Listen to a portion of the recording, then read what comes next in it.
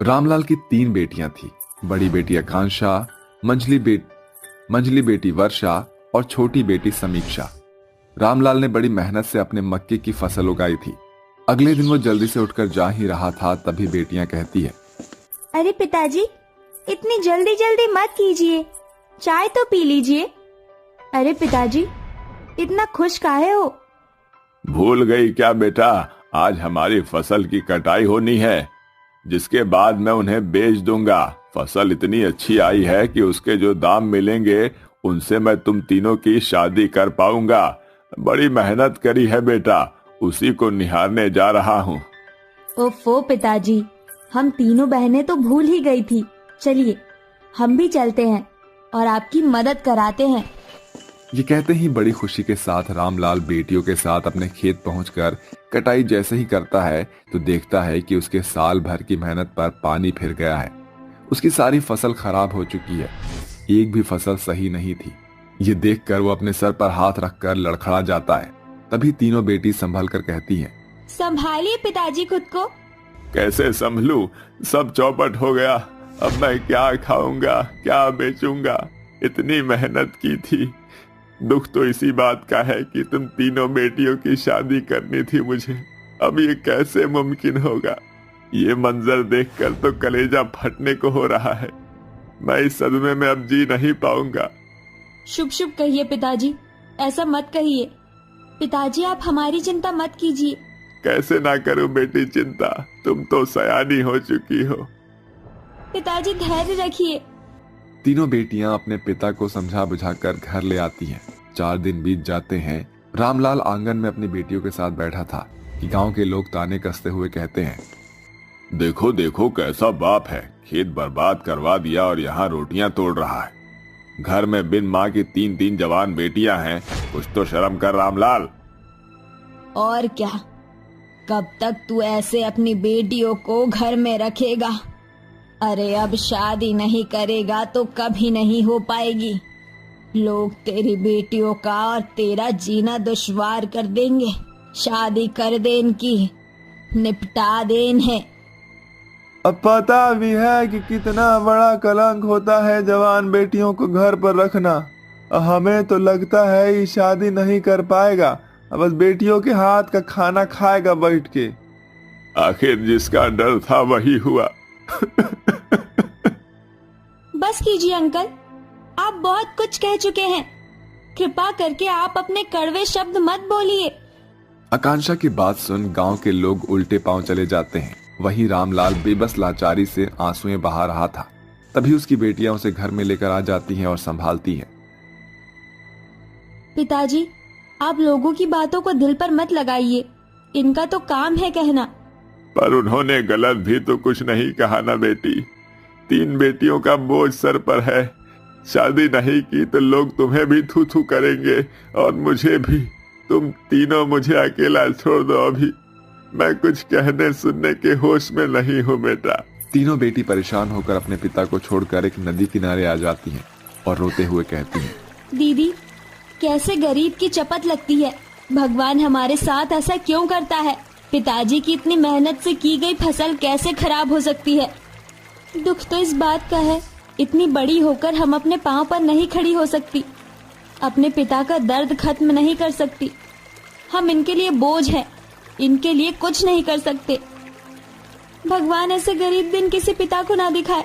मुझे लगता है पिताजी के दर्द को हम खत्म नहीं कर सकते, लेकिन इनका बोझ हल्का जरूर कर देंगे, अपनी जान देकर। इस नदी में चलो बहनें, विदा लेते हैं अब। तीनों बहनें रोकर एक दूसरे का हाथ थामते हुए नदी में छलांग लगाती हैं। तभी 3 पेड़ नदी में से निकलते हुए उन्हें बचा लेते हैं और तीनों एक एक पेड़ के ऊपर बैठी खुद को पाती हैं, फिर पेड़ से गिर पड़ती हैं। अरे ये क्या हुआ? हमने इस नदी में अपनी जान दे दी थी, बच कैसे गए? हाँ, बिल्कुल भी कुछ समझ नहीं आ रहा। लग गई मुझे तो। हम 3 जादुई पेड़ के कारण तुम तीनों बच गई। तुम्हारी बातें सुनी हमने। तुम्हारा जीवन बड़े कष्ट से गुजर रहा है और हम तीनों जादुई पेड़ नेक दिल लोगों की मदद करते हैं। फिर तुम खुद अपने पांव पर खड़ी हो सकती हो। पर तुम हमारी मदद क्यों करना चाहते हो? क्योंकि आज तक हमें कोई मिला ही नहीं। ये मेरा भाई जादुई लहंगा पेड़ है, मैं जादुई चूड़ी का पेड़ हूँ और वो जादुई सैंडल का पेड़ है। तुम तीनों जब मंत्र बोलकर हमें बुलाओगे तो हम आकर तुम्हें ये तीनों चीज देंगे। इन तीनों चीजों को तुम बेचकर अपने घर की आर्थिक स्थिति ठीक कर सकती हो, अपना घर का खर्चा चला सकती हो, अपने पिताजी के लिए खेत ले सकती हो और शादी भी कर सकती हो। चाहो तो गरीबों की मदद भी कर सकती हो। हमारी मदद करने के लिए शुक्रिया। वो मंत्र क्या है, हमें बता दो। वो मंत्र है, हे जादुई पेड़, लगा दे यहाँ लहंगे का ढेर। तीनों पेड़ से जो भी लोगी उसका नाम लेना, वही चीज आ जाएगी सामने। शुक्रिया जादुई पेड़। हे जादुई पेड़, लगा दे यहाँ सैंडल का ढेर।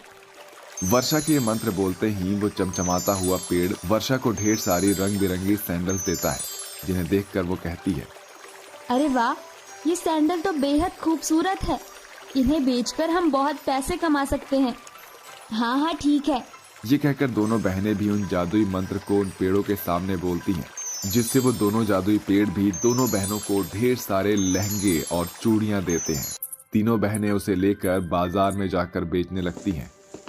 आइए आइए, सुंदर सुंदर लहंगे, चूड़ी और सैंडल ले लीजिए। सभी दुकानों से सस्ते दाम में ले जाइए ले जाइए। अरे वाह, कितना सस्ता और बढ़िया लहंगा है। सैंडल भी अच्छी है, चूड़ियां भी अच्छी है। इसे तो मैं माही की शादी में पहनूंगी अब। ये बोलकर तीनों उसे तीनों चीज बेच देती हैं। सारा सामान बेचने के बाद तीनों पैसे लेकर घर लौटती हैं और रामलाल के हाथों में देकर कहती हैं, पिताजी गजब हो गया, हम तीनों ने काम खोल लिया। अब से आपको किसी चीज की तकलीफ नहीं होगी। मैं आपको दूसरा खेत दिलवा दूंगी। भला ऐसा कैसे हुआ मेरी बेटियों? तभी उसकी बेटियों ने उसे सारी बात बताई। वक्त गुजरता है, तीनों बहनें मंत्र बोलती हैं, जिससे तीनों जादुई पेड़ बाहर आकर तीनों बहनों को जादुई लहंगा, चूड़ियां और सैंडल देते हैं, जिन्हें बेचकर वो अपने घर का खर्चा चलाती है।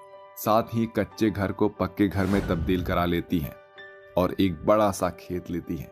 खुशी से तीनों बहनें कहती हैं, दीदी, उस जादुई पेड़ की मदद से आज हमारे पास सब कुछ है।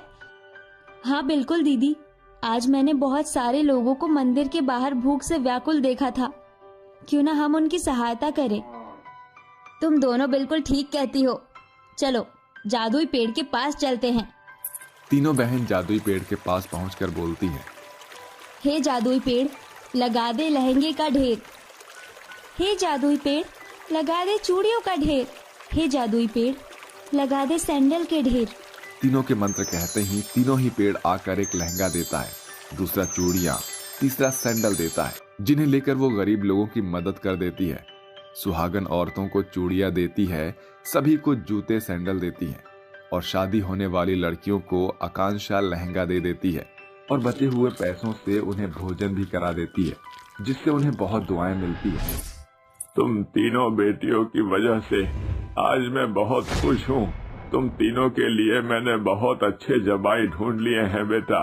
अगले सोमवार को तुम तीनों का ब्याह है। तीनों शर्मा कर पिता के गले लग जाती हैं। शादी होने के एक दिन पहले तीनों मंत्र बोलकर जादुई पेड़ से अपने लिए 3 लहंगे, 3 चूड़ियां और 3 जोड़ी सैंडल लेकर कहती हैं, तुम जादुई तीनों पेड़ को हम तीनों ही बहनों की तरफ से एक बार फिर से शुक्रिया अदा। तुम्हारी वजह से हमारा जीवन बेहद आसान हो गया। आज हमारे पिताजी बहुत खुश हैं। सच में तुम तीनों जादुई पेड़ की मदद से हम तीनों अपने ब्याह में इसी को ही पहनेंगे। ऐसे ही तुम हमारे साथ हमेशा रहना जादुई पेड़। ये जो कुछ भी हो रहा है तुम तीनों इसकी हकदार हो। हम तीनों की तरफ से तुम तीनों को शादी की मुबारकबाद। इस तरह तीनों बहनें शादी के जोड़े में तैयार होकर अपने पिता के सामने आती हैं, जहां उनके पिता की आंखें नम हो जाती हैं और वो कहते हैं, मेरी बच्चियों, आज मेरे पास शब्द नहीं है। मैं क्या कहूँ। दुखी भी हूँ और खुश भी हूँ, पर इतना जरूर कहूँगा, अपने आगे के जीवन में हमेशा खुश रहना बेटा, और मेरी चिंता कभी मत करना। पिताजी, आप बहुत अच्छे हैं। कुछ ही देर बाद तीनों बहनों की धूमधाम से शादी हो जाती है। शादी के कुछ दिन बाद भी जरूरत होने पर तीनों जादुई पेड़ की मदद लेकर जरूरतमंद लोगों की मदद किया करती थी। इस तरह ये जादुई पेड़ का राज रामलाल और उसकी बेटियों तक ही सीमित रहता है।